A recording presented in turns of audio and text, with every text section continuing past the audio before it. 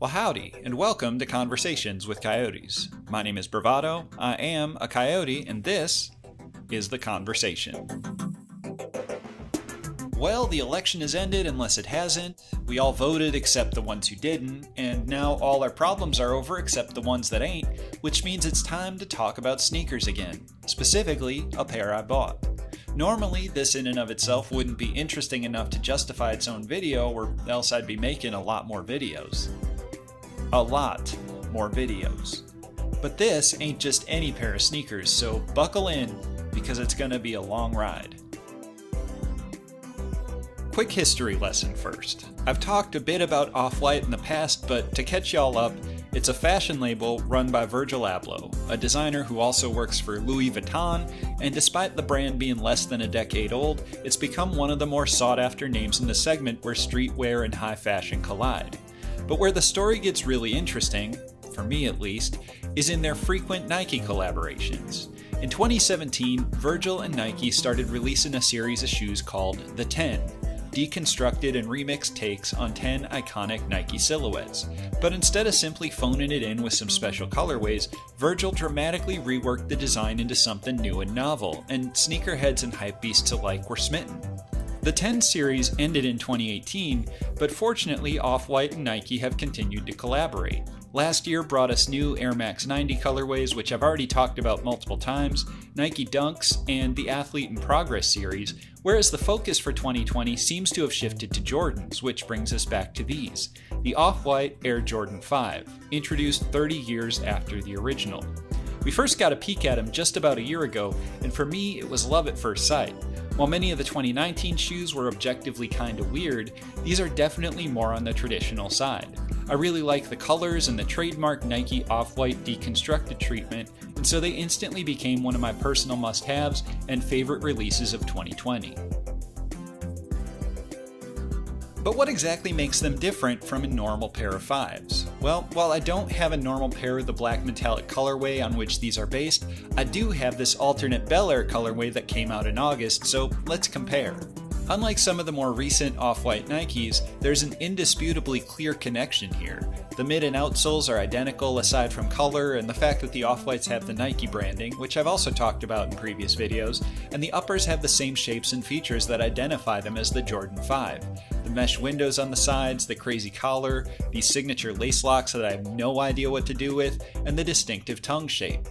But as is often the case, the details are what set these apart. The Off-Whites use this interesting ripstop material on the upper, and the edges are exposed to contribute to that raw, deconstructed feel.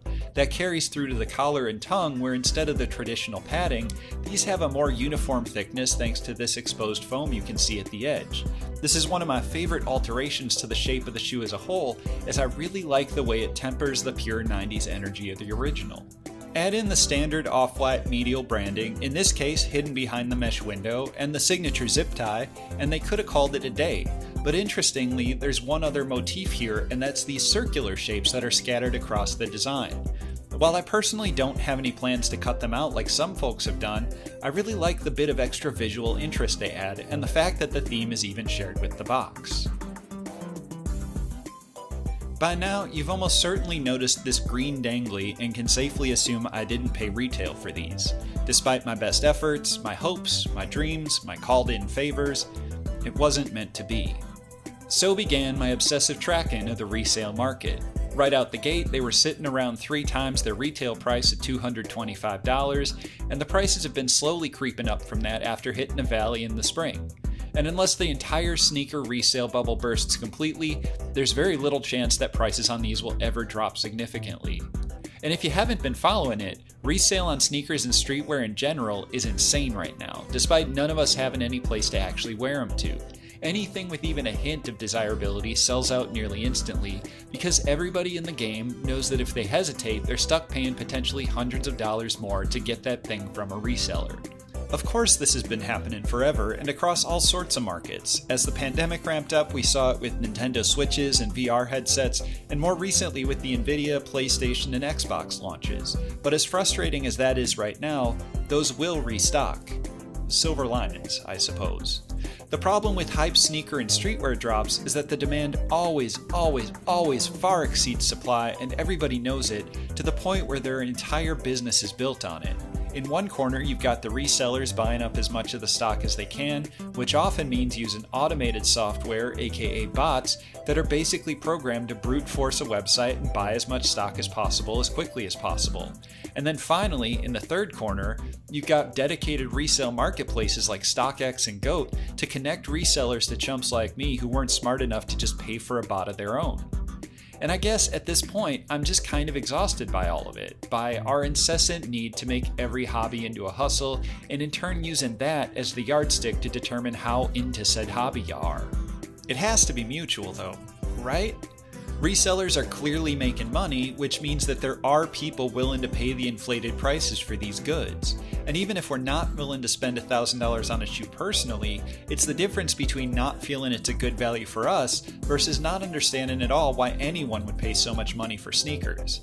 So I guess we're all part of the problem because every sneakerhead really just wants to show that we understand the game and that we know what's up. Sometimes that means being blessed by the sneakers gods and getting that hype pair of shoes at retail, and sometimes it means losing all semblance of self-control and spending like a bad amount of money on them. But what if there was a third option? Well, I have a confession for y'all. These are not real Off-White Jordan 5s. I mean, they're real in the sense that they exist in the world and I can interact with them, but they're less than legitimate.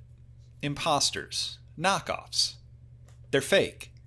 Whenever there's this much demand for a product, it stands to reason that there will also be a market for counterfeits, and sneakers are no exception.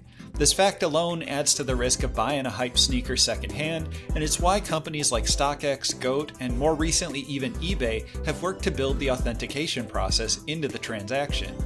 But what if authenticity isn't your priority? I mean, there's no shortage of people trying to sell fakes, often at prices that are right in that too good to be true, but just maybe range. But the thing about buying probably fake shoes off eBay or wherever is you don't really know what you're getting.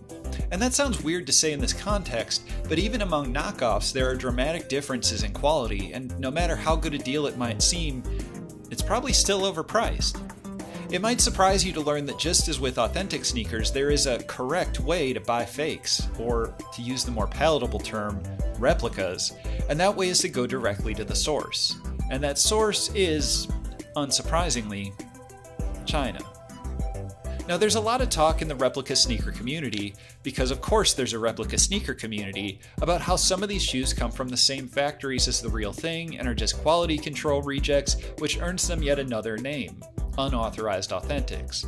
From what I can gather though, this seems mostly like wishful thinking, so if you went into it seeking shoes that by all accounts are real aside from a technicality, I think you'd need to readjust your expectations. On the other hand, if what you wanted was an affordable version of a grail that would fool all but the most Holmesian sneakerheads, you've come to the right place.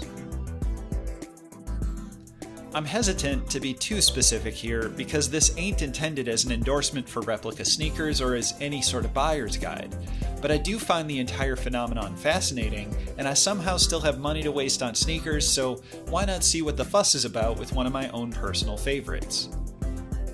Obviously, because it could all be a scam. That's why not. But it wasn't, so let me walk you through things real quick.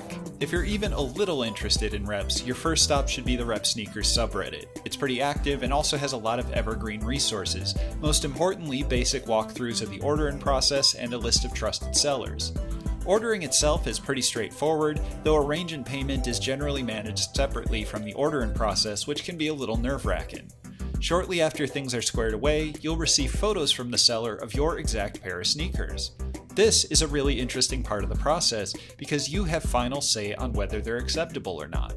Imagine being able to do this with legitimate sneakers at launch instead of being stuck with whatever random manufacturing defects just happened to happen.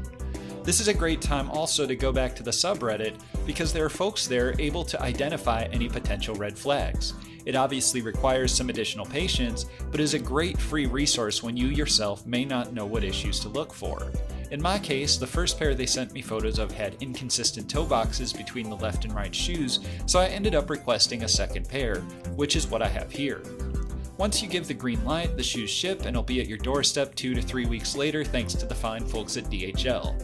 They always ship DHL to the point where the brand in the sneaker community is basically synonymous with reps. But none of that matters if the shoes suck, so do they? Well, let's start with this. Did you think they were fake until I said anything? Actually, I really do want to know, so if you were able to call it, please do leave a comment and tell me what gave it away. Now, as part of my due diligence, the least I could do was submit these to an authentication service to see what they said, and they failed. Which is weirdly disappointing, but also a relief since I had recently used the same service for another pair that were supposed to be legit and did pass, so this is probably the best outcome. Unfortunately, I don't know why they failed, and obviously I don't have a legit pair to compare directly. Or do I? I don't. I would have loved at this moment to pull out the fire red off-whites that just came out, but obviously I didn't get those either. Obviously.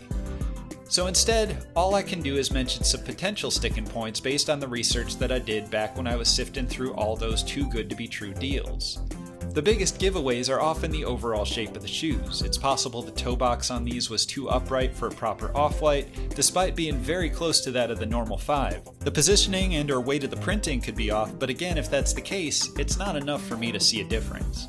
Two things I did notice though, were the way these shoes are laced and the paint lines on the midsole. It seems nitpicky to judge the lace in, but every detail matters, and as you go up the shoe, the laces go over each eyelet instead of under, which is not how Nike nor any rational person would lace their shoes, because it makes them much more difficult to adjust. And as far as these paint lines, they look fine, right?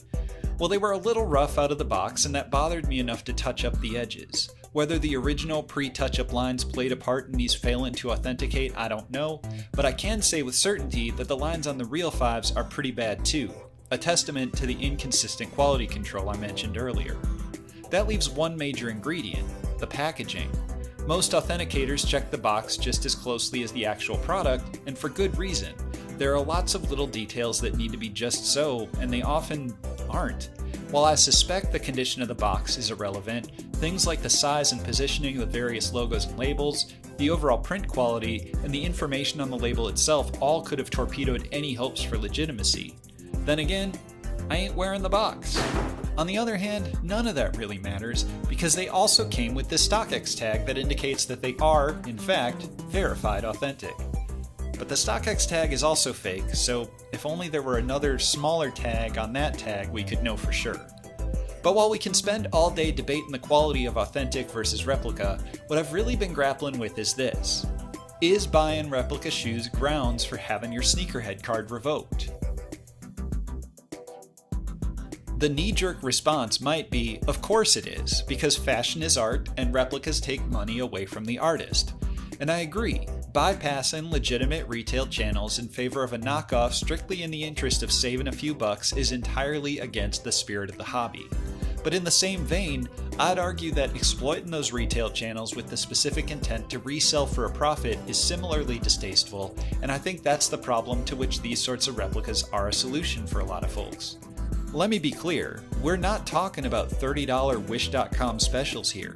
A good replica costs a not insignificant amount of money, and while a vast majority of sneakerheads, myself included, would be ecstatic to be able to, buy the real shoes when they come out, we're rarely afforded that opportunity. My success rate with high-profile launches is abysmally low, and I'm certainly not alone, as evidenced by the fact that every big Nike and Jordan drop is followed by complaints about the sneakers app trending on Twitter for the rest of the morning. So buying a replica is one way around the demand problem that high-profile sneakers have, but there's another benefit, their inherent lack of resale value. This sounds like a bad thing, and it is if you need your sneakers to be appreciating assets. But I don't. I mean, it's fun when my shoes end up worth more than I paid, but resale value is not my metric for whether I want them or not in the first place. Rather, there are just a lot of sneakers that I like that also happen to be worth a bunch of money. These off-whites tripled in value by the time they even hit retail, and at that point, I know I'd start to second guess myself every time I thought about wearing them, not to mention if I paid that much for them in the first place. There's a value threshold where they just become too precious to take the risk, and that sort of ruins the fun of it all. So after all this, you might be wondering, is this the end of stressing over sneakers drops? Am I just gonna head directly to China for all my hype shoe needs from now on? Is this a new chapter in my sneaker collecting story? Of course not. I don't imagine for me that reps will ever be anything but a last resort, if that. And for now, I'm fairly content with taking my chances and hunting for deals and getting what I get. While some folks swear by and have closets full of replicas, this was very much an experiment for me and likely not one I'll need to repeat. No question, replica anything is obviously a moral gray area. But in this case, it's also a reaction to some of the least fun parts of sneaker and streetwear culture, the artificial scarcity and incessant need to monetize every hobby. Not wanting to play into that doesn't make you a bad sneaker enthusiast. So long as you know what you're getting and you're honest about it, keep on keeping on. Now, on the other hand, trying to resell replica sneakers as authentic makes you not just a bad sneakerhead, but the worst kind of person. So, don't. And with that, I think this ride has run its course, so please disembark with care and exit through the gift shop. Thanks for watching, stay safe, and I'll catch y'all later. Nice.